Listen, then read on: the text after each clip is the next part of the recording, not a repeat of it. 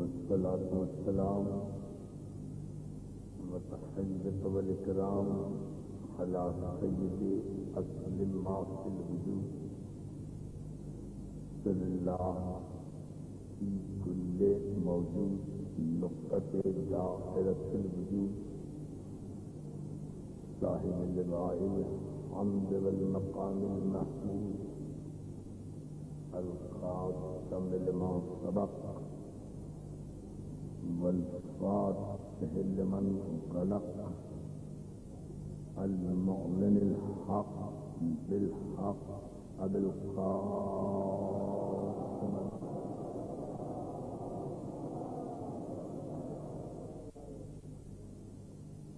وعليه السيدين الطاهرين المعصومين المنتجبين المظلومين ولعنة الله على أعدائهم أجمعين من يومنا هذا إلى يوم الدين. أما بعد فقد قال سبحانه وتعالى اليوم أكملت لكم دينكم وأتممت عليكم نعمتي ورضيت لكم الإسلام دينا. الصلوات.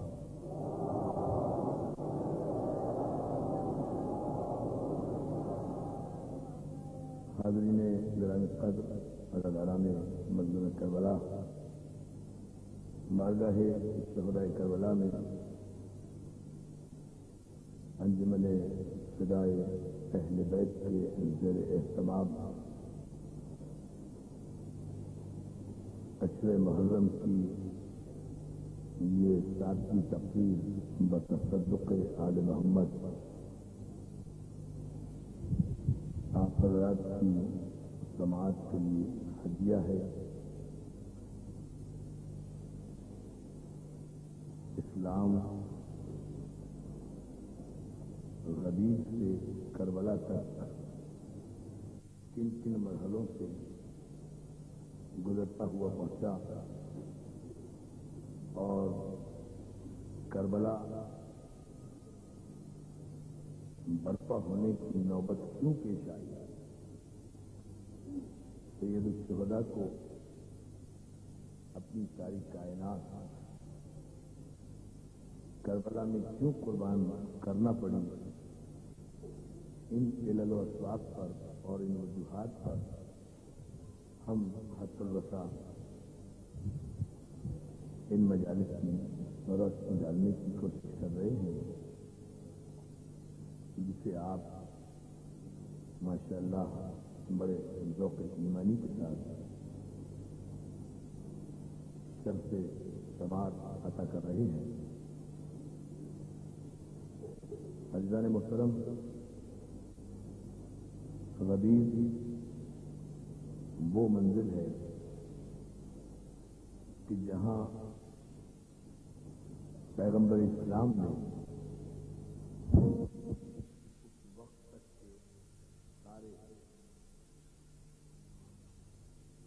مسلمانوں کو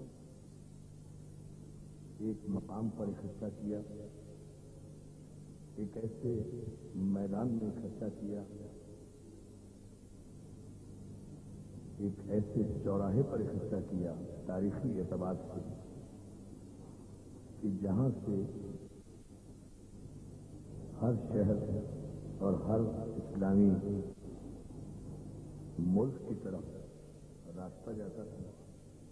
جہاں جہاں مسلمان آباد تھے وہ اگر مشرق سے چلیں تو بھی مقام غدیر پر پہنچ جاتے تھے، مغرب سے چلیں تو بھی مقام غدیر تک جاتے تھے، شمال سے چلیں تو بھی مقام غدیر پر پہنچتے تھے، جنوب سے چلیں تو بھی مقام غدیر تک پہنچ جاتے تھے.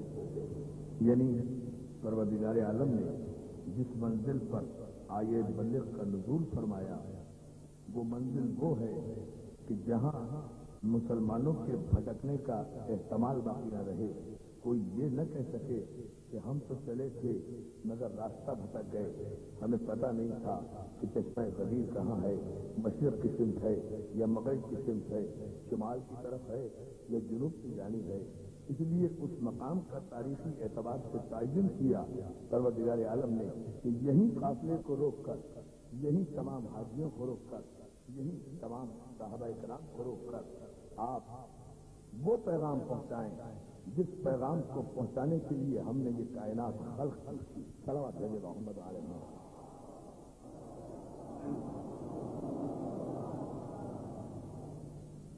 پیغمبر اسلام نے آئے بلدخ کی روشنی میں قافلے کو ٹھہرایا، اپنی مرضی سے نہیں ٹھہرایا، نہ کسی صحابی کے علم میں یہ تھا کہ اچانک چلتے چلتے حج سے واپسی پر یوں رکنا پڑے گا۔ تو جو ہے نا حضور پوری تاریخی ذمہ داری سے یہ ابتدا ذرا سا اپنے نوجوان دوستوں کی نظر کر رہا ہوں کہ نہ پیغمبر اسلام نے اپنی مرضی سے اس قافلے کو ٹھہرایا، علم میں تھا، علم پیغمبر میں سب کچھ تھا جو ہونے والا ہے، لیکن کمال صداقت پیغمبر تو یہی ہے نا کہ جب تک وہ حکم نہ دے دے، جب تک وہ امر نہ کر دے، پیغمبر اس کا اعلان ہی نہیں کرتے، پیغمبر اس عمل کو انجام ہی نہیں دیتے۔ اسی اللہ کے امر کے انتظار کو لوگ سمجھ نہیں پائے، اس لیے کہہ دیا کہ 40 برس تک نبی نہیں تھے۔ اور ظاہر ہے کہ اب ان لوگوں کو کیا پتا کہ وحی الہی کیا ہوتی ہے، امر ربی کیا ہوتی ہے۔ پیغمبر اسلام اگر 40 برس تک چپ رہے تو وہ نبوت سے علیحدہ چپ نہیں رہے، سارا قرآن ان کے سینے میں تھا، ساری ہدایت ان کے سینے میں تھی، ساری معرفت ان کے سینے میں تھی۔ اب یہ مسلمان مورخین کی کم عقلی ہے کہ وہ سمجھ نہیں پا رہے کہ یہ 40 برس کی زندگی جب پیغمبر اسلام نے بسر کی ہے تو اس پوری زندگی میں اگر اعلان رسالت نہیں کیا تو معذاللہ پھر کیا کر رہے تھے؟ اذان مسلم کچھ نہیں، صداقت اور امانت کی تبلیغ کر رہے تھے۔ تو اسلام اگر صداقت اور امانت نہیں سکھاتا اور جس معاشرے میں صداقت و امانت کی تبلیغ کر دی جائے وہاں تو خود بخود اسلام نافذ ہو جاتا ہے، اور جس معاشرے میں اللہ کی ضربیں ماری جاتی رہیں، شریعت کی باتیں کی جاتی رہیں، لا الہ الا اللہ کے کلمے پڑھے جاتے رہیں، لیکن نہ حکمرانوں میں صداقت ہو نہ عوام میں امانت ہو، آپ اسے لاکھ اسلامی معاشرہ کہیں، وہ اللہ اور قرآن کی نظر میں اسلامی معاشرہ نہیں قرار دیا جا سکتا۔ اس لیے اس صداقت اور امانت پر ایک بڑا ہی اسلامی معاشرے کی بنیاد ہوا کرتی ہے۔ تو یہ 40 برس تک آخر صداقت کا پیغام دیا نا، امانت کا پیغام دیا نا، تو آپ کم از کم جب یہ لکھنے پر آمادہ ہیں اور تیار ہیں کہ صداقت و امانت کا لقب پیغمبر نے کافروں سے لے لیا، اپنے کردار کی بنیاد پر معجزہ دکھائے بغیر، آیت سنائے بغیر، تلوار کے بغیر، دربار کے بغیر، لشکر کے بغیر، بت پرستوں کے مجمع میں پیغمبر اسلام نے اپنی ذات کے لیے صداقت کا خراج بھی وصول کیا، امانت کا خراج بھی وصول کیا، تو پھر کس حیثیت میں وصول کیا؟ حالانکہ یہ یتیم بھی تھا، اس کا کوئی معین بھی نہیں تھا، اس کا کوئی مددگار بھی نہیں تھا سوائے ایک چچا ابو طالب کے، جناب عبد المطلب کے انتقال کے بعد۔ تو آپ اندازہ فرمائیے کہ بظاہر دنیاوی اعتبار سے ایک اتنا بے یار و مددگار انسان کہ پورے خاندان میں اس کا صرف ایک مددگار ہو اور وہ صداقت و امانت کے پرچم کو جزیرہ نمائے عرب میں اتنا بلند کر دے کہ وہ لوگ جو لفظ صداقت سے آشنا نہیں ہیں، وہ لوگ جو لفظ امانت سے آشنا نہیں ہیں، وہ لوگ دور جاہلیت کے بدترین معاشرے میں رہ رہے ہیں جہاں انسانیت نام کی کوئی چیز نہیں ہے، حیوان ہی حیوان ہیں، وہ لوگ بھی اگر یہ کہیں کہ نہیں عبداللہ کے بیٹے صادق بھی آپ ہیں، امین بھی آپ ہیں، تو میں سمجھتا ہوں کہ قرآن کی ساری آیتیں ایک طرف، کافروں کا یہ مان لینا ایک طرف کہ صادق بھی آپ ہیں، امین بھی آپ ہیں۔ سلام علیکم محمد علیہ کردار پیغمبر پر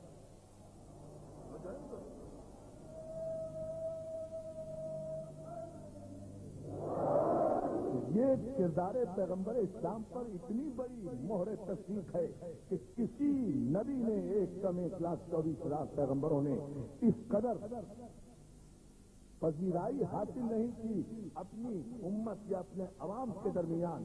اب سوال جو میں آج کی مجلس میں کرنا چاہتا ہوں، میرے سارے دوست اور احباب اور اہل علم یہاں بیٹھے ہیں، توجہ فرمائیں کہ یہ عجیب سی منطق ہے جو آج تک میری سمجھ میں تو نہیں آ سکی کہ 40 برس تک جو لوگ محمد ابن عبداللہ کو صادق بھی مان رہے ہیں، عبداللہ کے بیٹے کو امین بھی مان رہے ہیں، یقین بھی رکھ رہے ہیں، محبت بھی کر رہے ہیں، پیار بھی کر رہے ہیں، احترام بھی کر رہے ہیں، اپنے مسئلے بھی حل کرا رہے ہیں، اپنے قضیے بھی انہی سے طے کرا رہے ہیں، اپنے تنازعات بھی انہی سے طے کرا رہے ہیں۔ یہ اعلان رسالت کے فوراً بعد کہ ادھر فاران کی چوٹیوں سے کھڑے ہو کر اللہ کے رسول نے کہا ایھا الناس قولوا لا الہ الا اللہ تفلحوا، ادھر اللہ کی وحدانیت کا اعلان کیا، ادھر راتوں رات جو دن رات کے دوست تھے وہ دشمن بن گئے۔ تو معلوم یہ ہوا کہ کافروں کا مزاج ہی یہ ہوتا ہے کہ جب تک اہل حق چپ رہیں وہ دوستی کرتے ہیں، جب اہل حق اعلان حق کریں وہ دشمنی پر آمادہ ہو جاتے ہیں۔ صلوات محمد والے محمد پر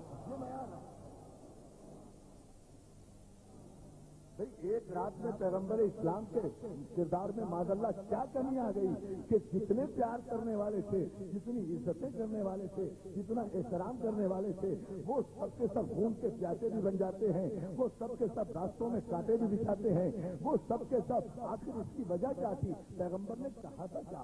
وہی تو صادق تھا، وہی تو امین تھا، وہی زبان تھی، وہی متکلم تھا، وہی کلام کرنے والا تھا۔ اس نے صرف اتنا ہی تو کہا تھا کہ اے انسانوں کچھ کم از کم اگر اور کچھ نہیں کر سکتے تو اپنی ہی عزت و غیرت کا خیال کرو۔ تم اپنے ہی ہاتھوں سے بنائے ہوئے بتوں کے آگے سجدہ ریز ہو رہے ہو، تمہیں خود اپنی انسانیت کا احترام کیوں نہیں ہے؟ تو اس میں بھی تمہارا ہی فائدہ ہے۔ تفلحو کا مطلب یہ ہے کہ اگر تم وحدانیت کا اقرار کر لو گے تو اس میں میرا بھی کوئی فائدہ نہیں، اللہ کا بھی کوئی فائدہ نہیں، اس لیے کہ اللہ بھی اللہ رہے گا، تم مانو یا نہ مانو، رسول بھی رسول رہے گا، تم مانو یا نہ مانو۔ ہاں تمہارا فائدہ اس میں یہ ہے کہ اگر تم ایک وحدہ شریک کی عبادت کو تسلیم کر لو گے، اس عقیدے کو تسلیم کر لو گے، اس وحدہ شریک کو سجدہ کرنے لگو گے تو 365 یا 360 بتوں کو سجدہ کرنے سے محفوظ ہو جاؤ گے۔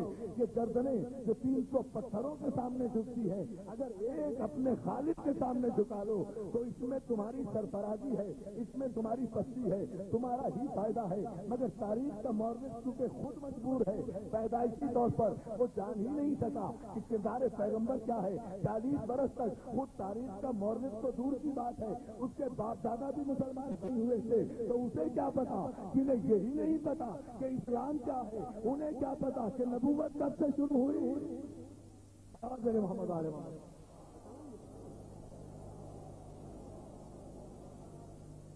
دیکھیں نا جان محترم، اگر اس وقت اسے ہم علمی طور پر ذرا سا تجزیہ کریں، بھی یہ مسلمان آئے، جتنے بھی یہ مسلمان ہوئے، یہ سب کے سب مسلمان یقیناً اعلان رسالت کے بعد ہوئے نا، تو واجب الاحترام بھی اسی وقت ہوئے جب مسلمان ہوئے۔ پیدائشی طور پر تو کوئی واجب الاحترام نہیں تھا نا، اللہ اکبر، آپ نے غور نہیں فرمایا۔ پھر پیدائشی طور پر تو کوئی واجب الاحترام نہیں تھا، نہ قبیلے کی بنیاد پر نہ قوم کی بنیاد پر۔ پیدائشی طور پر اگر کوئی ثابت کر دے، یہاں سارے میرے دوست بیٹھے ہوئے میں ان سب سے بسط ادب پوچھنا چاہتا ہوں، ایک کا نام دے دو جو پیدائشی طور پر قابل احترام ہو ذریت ابراہیم کے علاوہ۔ صلوات بھیجے محمد علیہ وسلم۔ ذریت ابراہیم کے کسی ایک قوم کا نام دے۔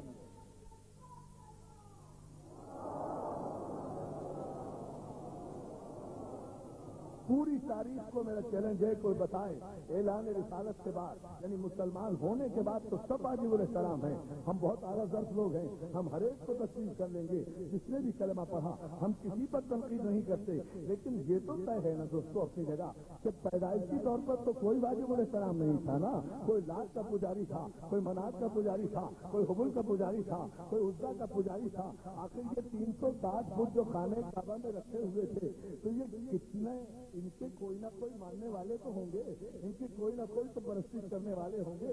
یہ 360 جو خانے کعبہ کی دیواروں پر، طاقوں پر، محرابوں میں ہر جگہ رکھے ہوئے تھے، مسلمہ طور پر مورخین نے لکھا کہ یہ سب کے سب علیحدہ علیحدہ تھے، اس لیے کہ عرب میں بغین بینہم کا بڑا رواج تھا جو آج تک چلا آ رہا ہے، جس کو قرآن نے منع بھی کیا ہے۔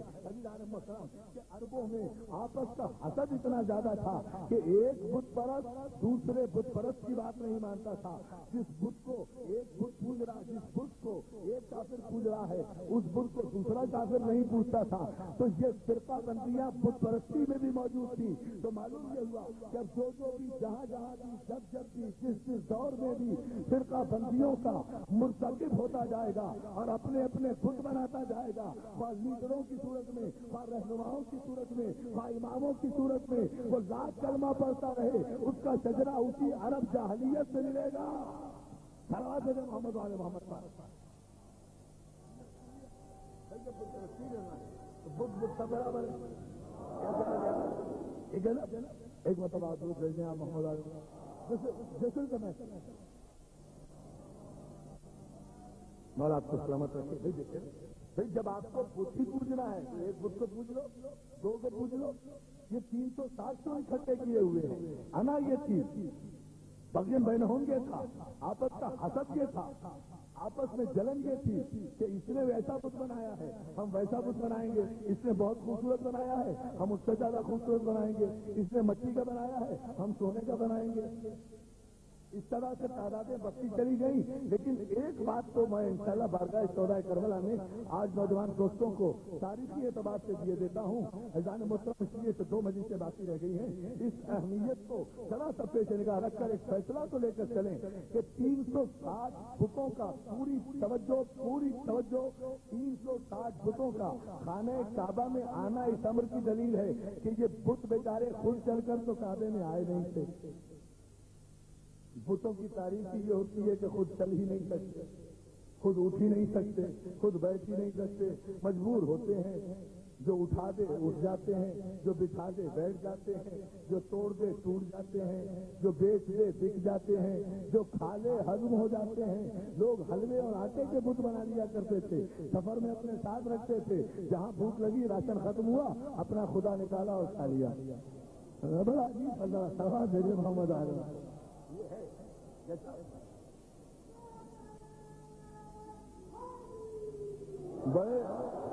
बड़े आराम से अपना बुत निकालते थे, अपना खुदा निकालते थे, खा लेते थे, पानी पीते थे, चलते थे और फिर कहते थे देखा हमारे खुदा ने हजम होकर हमारा पेट भर दिया। क्या हुसूल रिज़्क़ का तरीका था। यानी अपने ही खुदा को खा रहे हैं। एक अजीब बात कह रहा हूँ आपकी खिदमत में। तो दोस्तों ये 360 जो इकट्ठे हुए, ये 360 जो खाने काबा में आए, तो ये यकीनन 360 कबीलों की गम्माजी तो कर रहे हैं ना कि ये जजीरा नुमाए अरब जिसमें मेरा पैगंबर पैगामे उलूहियत लेकर आया, ये उस वक्त 360 कबीलों में तकसीम था और एक कबीला दूसरे कबीले को नहीं मानता था, एक कौम दूसरी कौम को नहीं मानती थी। हर एक ने अपना कबीला बनाया था, हर एक ने अपना बुत बनाया था। जो लात का पुजारी था वो मनात को नहीं मानता था, जो मनात का पुजारी था वो हुबल को नहीं मानता था, जो हुबल का पुजारी था वो उज़्ज़ा को नहीं मानता था। अल्लाह जाने कितने जितने 300 साल की तारीख में हमें ये तादाद मिलती है। तो इस नतीजे पर हर इंसान को मंतिकी एतबार से पहुंच जाना चाहिए कि जितने भी बुत परस्त कबीले थे उन सबके नाम के बुत खाने काबा में रखे हुए थे। पूरे मजले की तवज्जो आपको सलामत रखे। एक तारीखी फैसला दे रहा हूँ। असरे हाजिर के मुताबिक लोग हमें क्या कहते हैं, हमें इससे बहस नहीं है। लोग हमारे लिए दीवारों पर क्या लिखते हैं, हमें इससे बहस नहीं है। हमारे पास वक्त नहीं है कि हम जाहिलों की जहालत का जवाब दें। हम तो तारीख से एक इस्तदलाल ले रहे हैं और एक चैलेंज कर रहे हैं। 360 बुतों का खाने काबा में मौजूद होना इस अमर की दलील है कि 360 कबीले वहां मौजूद थे और सबके सब बुत परस्त थे। और फिर जो जितना बड़ा कबीला होता था उसका उतना बड़ा बुत हुआ करता था, उतनी ही बुलंदी पर रखा जाता था, उसी की परस्ती जितनी शान से की जाती थी। जो जितना छोटा कबीला होता था उतना ही उसका छोटा बुत हुआ करता था, उतनी ही छोटी उसकी इबादत की जाती थी। यानी ताकत को जरिए इबादत बनाया हुआ था। ताकत की बुनियाद पर बुतों की इज्जतों के ताज कायम किए जाते थे। ताकत की बुनियाद पर, तो ताकत की बुनियाद पर बुतों की इज्जतों के ताज कायम करना रस्म मुसलमानी नहीं है, सुन्नत काफिरीन है। अलावा मेरे मोहम्मद वाले मोहम्मद साहब اللہ آپ کو سلامت رکھے. ہم ذرا سے یہاں اس تمہید سے گزر کر ایک نتیجہ آپ کی خدمت میں غدیر سے بس کر دینا چاہتے ہیں تاکہ ہم کربلا کی طرف مسلسل سفر کرتے رہیں اور پھر نبی مجلس میں انشاءاللہ اس کی تفصیل ہم آپ کی خدمت میں عرض کریں. وہ یہ ازدان محترم کے 360 فٹ خانہ کعبہ میں موجود ہیں. تو 360 قبیلے عرب میں موجود ہیں اور ہر قبیلہ بت پرست ہے. تو جس قبیلے کا بت بھی خانہ کعبہ کی دیواروں پر محرابوں پر طاقوں پر موجود تھا تو تسلیم کر لیجیے کہ وہ سب کے سب قبیلے کافر تھے نا. دین حنیف سے ہٹے ہوئے تھے, شریعت ابراہیم سے ہٹے ہوئے تھے, سیرت ابراہیم سے ہٹے ہوئے تھے. اگر ابراہیم کی شریعت پر قائم ہوتے تو پھر بت پرستی کیوں کرتے؟ اس لیے کہ ابراہیم تو بت پکن کا نام تھا, بت پرست کا نام تو نہیں تھا. محمد علیہ محمد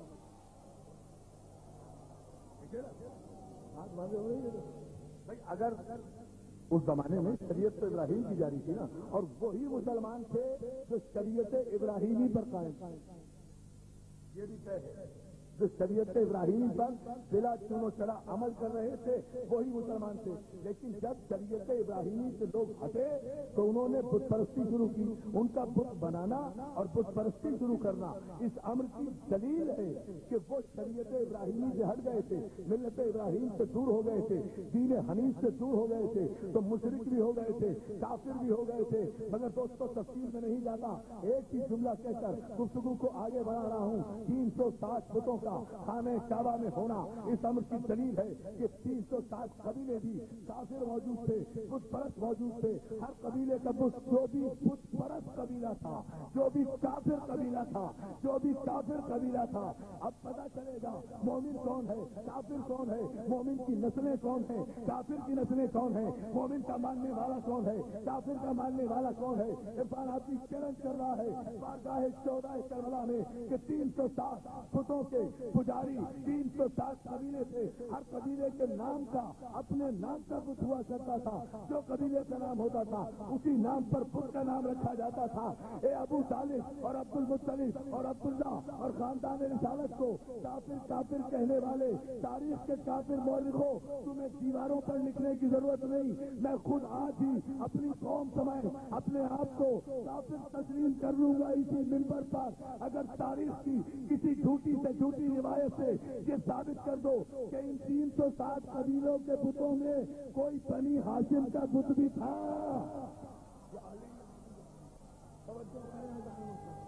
آئیے نا فیصلہ کریں.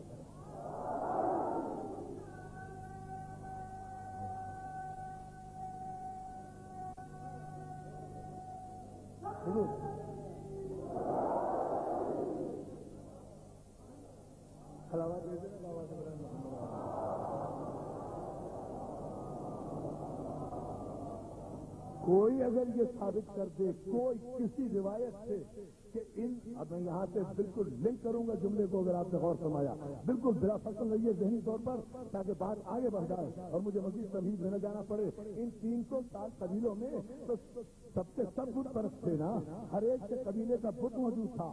ہم اپنا مذہب تبدیل کر دیں اگر کوئی یہ ثابت کر دے کہ اس میں بنی ہاشم کے قبیلے کا کوئی بت تھا, اس میں عبد المطلب کے نام کا کوئی بت تھا, اس میں عبداللہ کے نام کا کوئی بت تھا, اس میں عبداللہ کے نام کا کوئی بت تھا, اس میں ابو طالب کے نام کا کوئی بت تھا, تو حالانکہ یہ امیر عرب بھی تھے, یہ ذریت ابراہیم بھی تھے, یہ کلید بردار حرم بھی تھے, یہ وارث کعبہ بھی تھے, یہ رئیس مکہ بھی تھے, یہ بیضۃ الفلک تھے, یہ بیضۃ الفلک بھی تھے, یہ اوصیاء انبیاء بھی تھے, یہ انبیاء بنی اسرائیل اور نبی بڑی نسل اسماعیل کے وارث بھی تھے, اصحاب طاہرہ سے ارحام مطہرہ کی طرف منتقل ہونے والے بھی تھے. کعبے کے اختیارات ان کے پاس تھے, کعبے کی کنجیاں ان کے پاس تھی, کعبے کی چابیاں ان کے پاس تھی. لیکن کوئی تو ثابت کرے کہ ان کے نام کا بت تو سب سے بلند ہونا چاہیے تھا نا, سب سے بڑا ہونا چاہیے تھا نا. کوئی چھوٹے سے چھوٹا بت بھی ثابت کر دے کہ ابو طالب کے نام کا یا خاندان بنی ہاشم کے نام کا کوئی بت موجود تھا. جب نہیں تھا تو پھر تسلیم کرو عزیزان محترم کہ جو بت پرستوں کے ماننے والے ہیں وہ آج ابو طالب کے ماننے والوں کو کافر کہہ رہے ہیں. محمد والے محمد صاحب نسلیں تو یوں جائیں گے. اچھا، اور میں کہہ چکا ہوں تیسری مجلس میں، پھر اس جملے کو دہرا رہا ہوں اپنے کچھ نئے دوستوں کے لیے کہ کیوں دشمنی کی گئی ابو طالب سے، کیوں دشمنی کی گئی علی سے؟ بت پرستوں نے دشمنی کی نا، اس لیے کہ بت پرست جو تھے انہیں جتنی تکلیف ابو طالب سے پہنچی ہے یا علی سے پہنچی ہے، اتنی تکلیف کسی سے نہیں پہنچی، اس لیے کہ ابو طالب رسالت کی صفر بنے رہے اور علی بت شکنی کرتے رہے تو باپ بیٹے سے تکلیف پہنچی ہے۔ اس لیے جتنا بھی نقصان اٹھایا انہوں نے، کافروں نے، وہ بت پرستوں نے، وہ یا ابو طالب سے اٹھایا یا ابو طالب کے بیٹے سے اٹھایا۔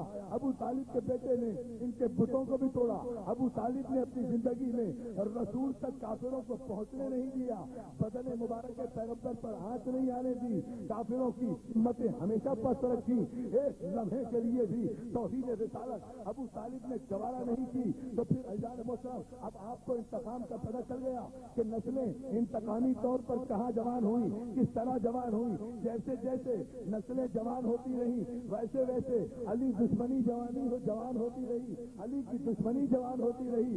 اسی لیے غدیر خم کے میدان میں پیغمبر اسلام کو اللہ نے آگے بلغ نازل کر کے قیامت تک کے مسلمانوں کے لیے یہ فیصلہ نہیں بلکہ امر مسیحیت نافذ کرا دیا۔ جب قیامت تک ہم یہ نہیں دیکھیں گے کہ کلمہ کون پڑھ رہا ہے، ہم یہ نہیں دیکھیں گے کہ نمازیں کون پڑھ رہا ہے، ہم یہ نہیں دیکھیں گے کہ قرآن کون پڑھ رہا ہے، ہم تو آج کے بعد یہ دیکھیں گے کہ نبی کو کون مولا مان رہا ہے، علی کو کون مولا مان رہا ہے، اقرار نبوت کون کر رہا ہے، اور اقرار نبوت کے ساتھ اقرار ولایت علی ابن ابی طالب کون کر رہا ہے۔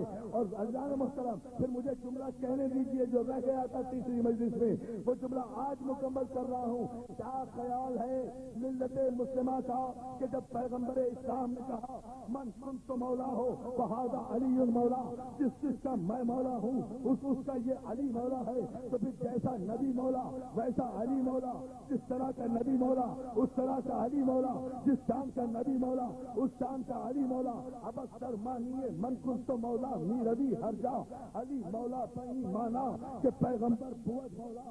مولا کے مانا میں گھبلا مت کرو، دھاندلی مت کرو، سیدھی سی بات ہے، جس مانا میں نبی مولا ہے اسی مانا میں علی مولا ہے۔ تو اگر نبی اور علی ہم مانا ہے مولا کی منزل میں، تو اگر کائنات کا کوئی مسلمان برسر اقتدار آ کر نبی سے بیعت نہیں لے سکتا تو پھر نبی کے بعد علی سے بھی بیعت نہیں لی جا سکتی۔ محمد محمد صاحب، ہم غریب سے آگے بڑھ گئے اسی جملے سے، تو پھر میں نتیجہ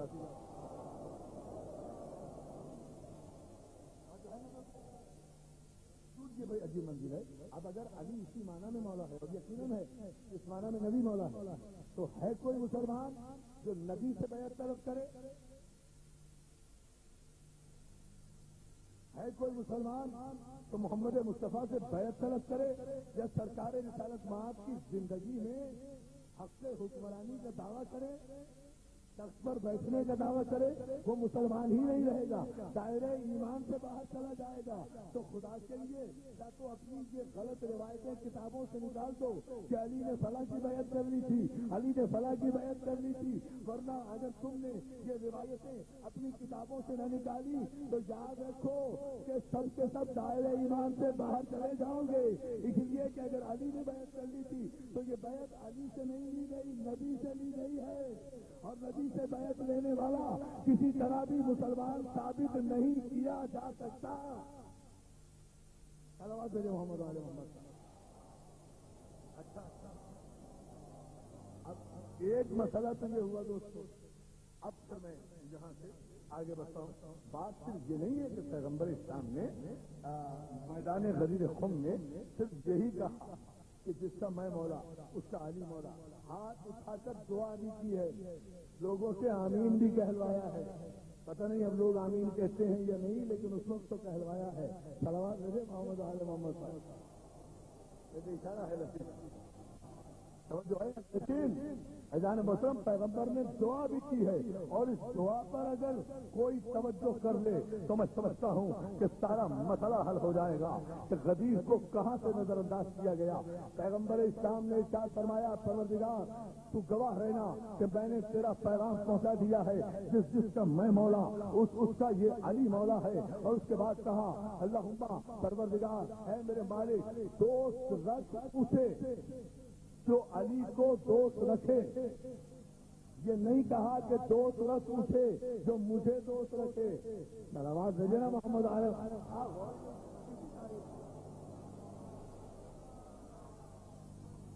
کہیں بتا دیں کسی روایت میں یہ دعا موجود ہو کہ پیغمبر اسلام نے یہ فرمایا ہو کہ پروردگار جو مجھے دوست رکھے اسے بھی تو دوست رکھ؟ نہیں، اسے تو بھی دوست بنا لے، جو علی سے دشمنی کرے اسے تو دشمن بنا لے۔ منطقی نتیجہ کیا آیا؟ جو علی کا دوست ہے وہ محبوب خدا ہے، جو علی کا دشمن ہے وہ مردود خدا ہے۔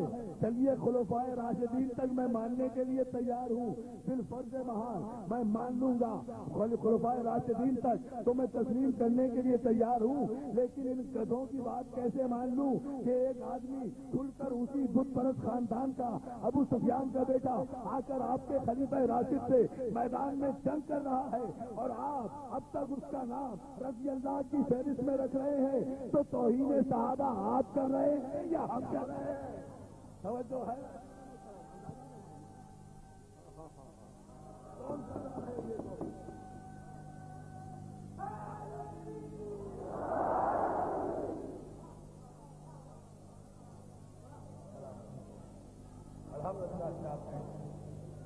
بڑے خوبصورت انداز میں اس میسج کو آپ نے قبول کیا، یہ پورا منطقی نتیجہ ہے ڈاکٹر صاحب۔ آپ دیکھیے حضور اس پر توجہ کریں کہ یہ ایک عجیب منزل ہے کہ انسان کو، میرے بھائی لیاقت عمران بیٹھے ہیں ماشاءاللہ ریسرچ اسکالر ہیں، پڑھے لکھے ہیں، مولا کے ذاکر ہیں، خطیب ہیں، میرے چھوٹے بھائیوں کی طرح ہیں، دس حلال صاحب یہاں بیٹھے ہیں، ہمارے جج صاحب یہاں تشریف رکھتے ہیں، سارے اہل علم حضرات یہاں بیٹھے ہیں۔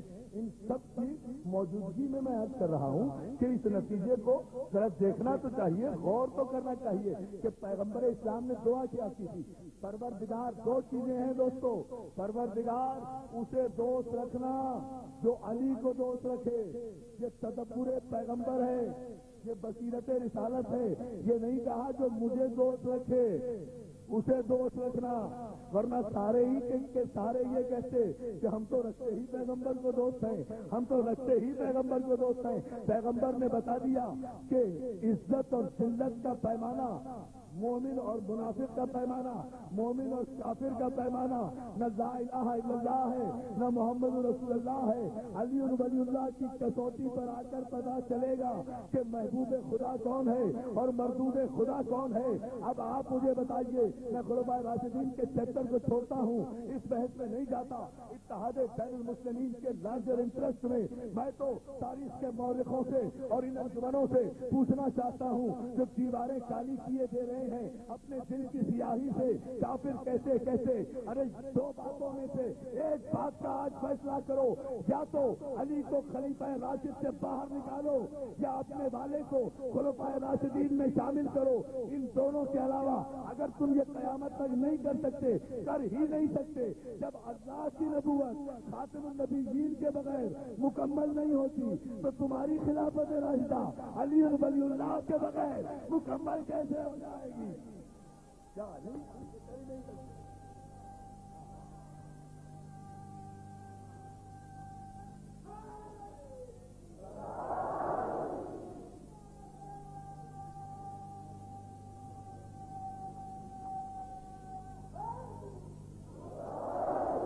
اب کیا خیال ہے ملت کا؟ فیصلہ تو ہو چکا۔ اللہ کا دوست تو وہ ہے جو علی کو دوست رکھے، اور دوست کا مطلب یہ نہیں ہے کہ کوئی علی سے پیار کرے، نہیں، دوست کا مطلب ہے کہ جسے دوست رکھے اس کے دشمن کو دشمن رکھے، دشمن کہے، دشمن مانے۔ سلامات بیٹے میں بات کر چکا ہوں بہت بڑی۔ اس کے دوست کو جسے دوست رکھنا ہے اس کے دشمن کو دشمن کہے، یہ جرأت اسلام عطا کرتا ہے۔ اسلام کی بنیاد کلمہ توحید پر ہے، اسی لیے کلمہ توحید میں پہلے انکار کی جرات پیدا کی گئی ہے۔ تب کوئی مسلمان ہوتا ہے، پہلے اللہ کے سارے دشمنوں کو کہو لا الہ نہیں ہے کوئی الہ، یہی کہنا تو مشکل ہے، صلوات بھیجے نا، الا اللہ کہنا مشکل نہیں ہے، بات یہ ہے انکار کرنا ہی تو مشکل ہے، ورنہ سارے کافر مان لیتے۔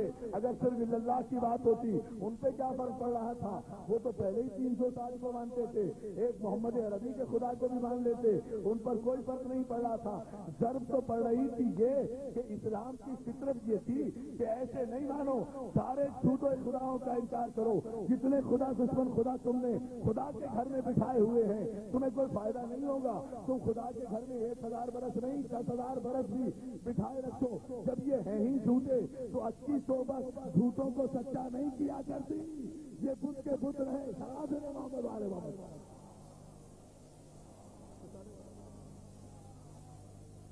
نہیں، آپ نے غور نہیں کیا، ایک برس تو نہیں رہے، 2 برس تو نہیں رہے، اور جو ہے نا سینکڑوں برس رہے ہیں، سینکڑوں برس یہ بت خانے کعبہ کے اندر رہے، لیکن جب علی نے نکال کر پھینکے تو بت بت تھے، کعبہ کعبہ تھا، نہ کعبے کی حرمت میں کوئی فرق آیا، نہ بتوں کی عزت میں کوئی اضافہ ہوا، پر زبردستی بٹھانے کا نتیجہ یہ ہوتا ہے، صلوات بھیجے ہاں محمد اور جو ہے یہ زبردستی بٹھانے کا نتیجہ ہوتا ہے، ایک آدمی میں صلاحیت ہی نہیں ہے تو وہ اچھا گھر یا اچھا مکان کیا کرے گا؟ آنے کعبہ کے اندر آپ نے بٹھا بھی دیے، کیا فرق پڑا؟ کعبہ کعبہ رہا، نہ ان بتوں کی وجہ سے کعبہ بت خدا بنا، نہ کعبے کی وجہ سے بت خدا بنے، لیکن پتہ اس وقت چلا جب دست خدا نے انہیں اٹھا کر پھینکا کہ بت بت تھے، کعبہ کعبہ تھا۔ توجہ ہے نا، توجہ ہے آپ کی، بڑی عجیب منزل ہے سارے محترم۔ جناب ادریس بھی نبی ہیں، معصوم ہیں، ہمارا ایمان ہے جناب ادریس علیہ السلام پر، واقعہ ان کا قرآن میں موجود ہے، اس تفصیل میں جانے کی ضرورت نہیں، ایک اشارہ کروں گا، ایک بستی میں پہنچے ہیں، جا کر اس بستی کو جس کیفیت میں دیکھا ہے تو وہی موت واقع ہو گئی ہے، وہی نیند اب نیند تاری ہوئی ہے۔ ہم موت کا لفظ استعمال نبی کے لیے استعمال ہی نہیں کرتے، یہی تو ہمارے علی نے ہمیں سکھایا ہے کہ ہم تو انبیاء ماں سبق کو بھی مردہ نہیں سمجھتے، یہ کیسے مسلمان ہیں جو خاتم النبیین کو مردہ سمجھتے ہیں؟ اور اگر مردہ نہیں سمجھتے زندہ جانتے ہیں تو پھر ہمیں روضہ رسول پہ جانے کیوں نہیں دیتے؟ توجہ، سلام بھیجے نا محمد آل محمد پر، ہمیں سلام کیوں نہیں کرنے دیتے؟ ہمیں یا رسول اللہ کیوں نہیں کہنے دیتے؟ ہمیں یا رسول اللہ کیوں نہیں کہنے دیتے؟ ہمیں روضہ اقدس پیغمبر کی ڈالیاں چومنے کیوں نہیں دیتے؟ نیند تاری کی مشیت عزتی نے، اس اکیلے ان پر نہیں، جناب ادریس پر بھی نیند تاری ہوئی، ان کے گدھے پر بھی نیند تاری ہوئی، 100 برس تک سوتے رہے، 100 برس تک نیند کے عالم میں رہے، لیکن 100 برس کے بعد جب اٹھے تو دوستوں دونوں ساتھ ہی اٹھے نا، نبی بھی ساتھ تھا، ان کا گدھا بھی ساتھ تھا، صحبت میں لیتا رہا، برابر میں سوتا رہا، لیکن 100 برس کے بعد بھی گدھے کی فطرت نہیں بدلی، نبوت کی شان میں فرق نہیں آیا، حالانکہ کوئی سعودی عرب کا گدھا نہیں تھا، نبی کا گدھا تھا، لیکن اس کے باوجود بھی 100 برس کے بعد جب ادریس کی آنکھ کھلتی ہے تو نبی نبی رہتا ہے، گدھا گدھا رہتا ہے۔ توجہ ہے نا، صلوات محمد آل محمد سر۔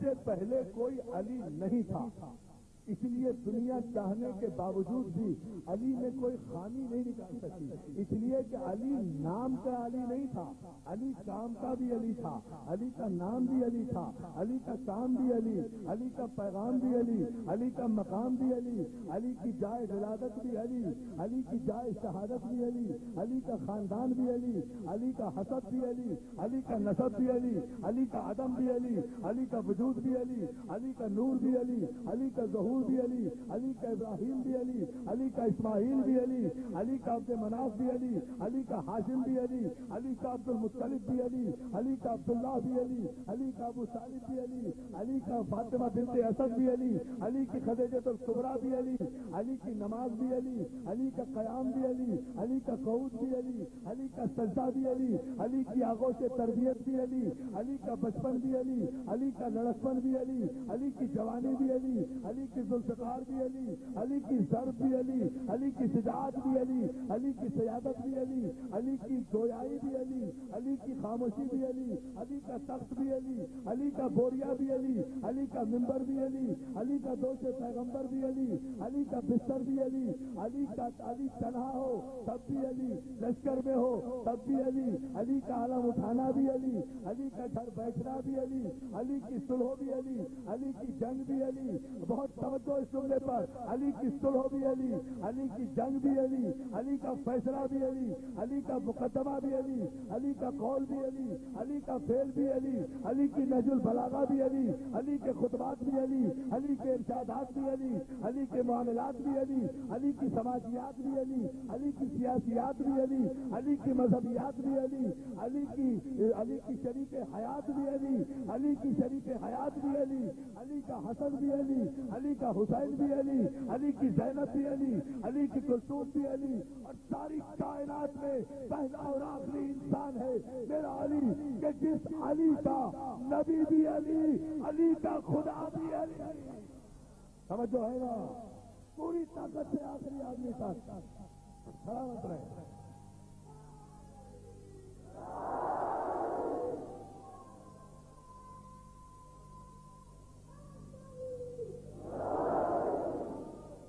لگ کر سوال دے دیں گے محمد والے محمد۔